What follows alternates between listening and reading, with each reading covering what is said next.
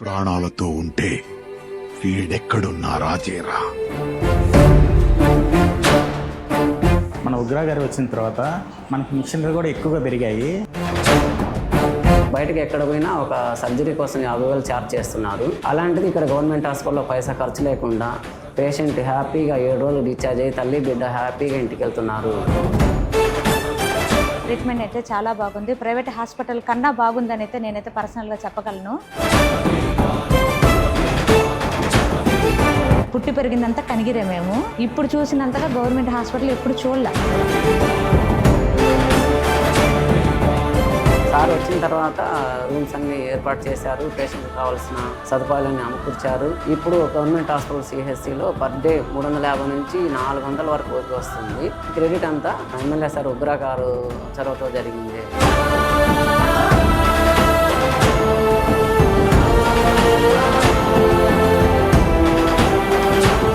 Thank you so much Kanigiri MLA గారు ఉగ్ర నరసింహారెడ్డి గారు. ఇలాగే మీరు సహాయం చేస్తూ నెక్స్ట్ టైం కూడా మీరే ఎమ్మెల్యేగా కావాలని కోరుకుంటున్నాము.